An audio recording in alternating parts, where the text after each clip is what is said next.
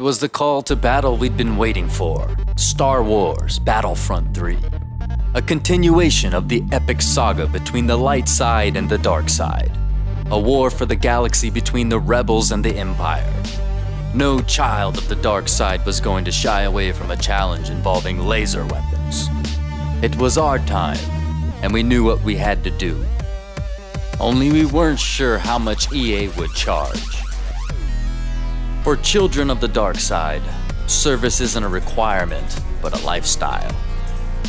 When it became clear they were going to let us fly with the Imperial Navy, we didn't hesitate to pull our pig-skinned wallets and say, we'll gladly pay to be rebel laser cannon fodder. Several of us even pre-ordered. What's the difference? Either way, joining the dark side isn't something to be taken lightly. Look at this guy.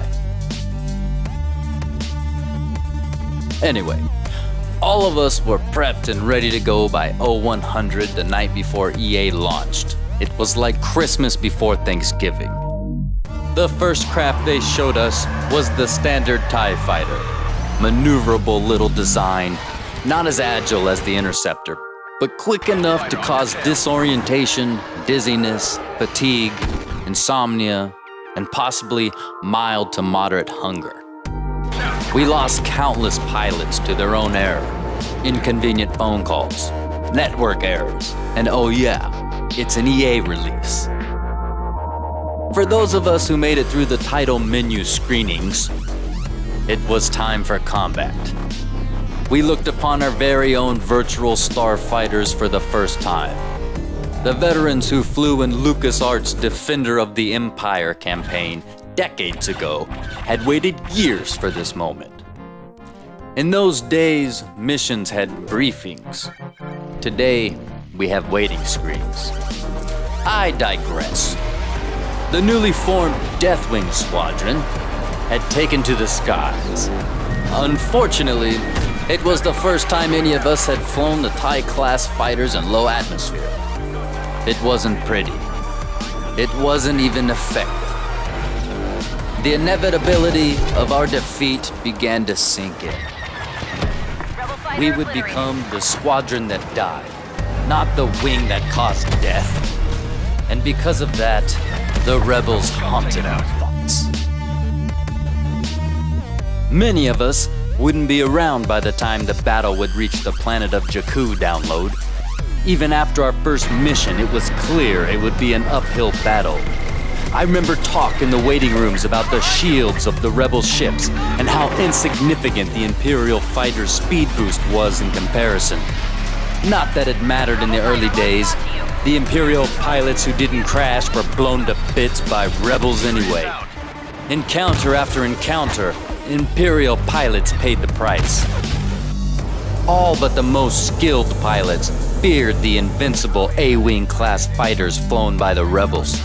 For most Imperial wings, it was their undoing. Many retired to games like Ark Evolved.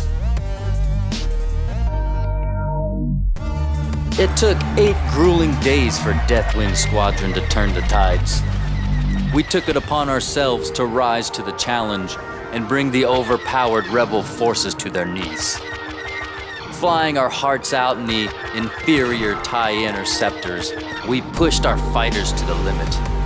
Our only advantage was our years of gameplay experience.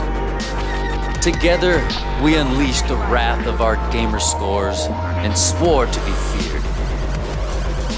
Having fully mastered the controls of our well-textured starfighters, we set about the destruction of their rebel X-Wing fighters, their A-Wing fighters, their hero, their transport ships, and their egos.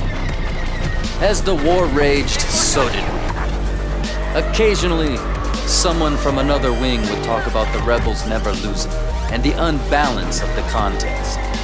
But we would just laugh and assure them they had never flown with Deathwing Squadron. Finally, we had become the Imperial pilots we knew we could be. Now, if we could only customize our ships.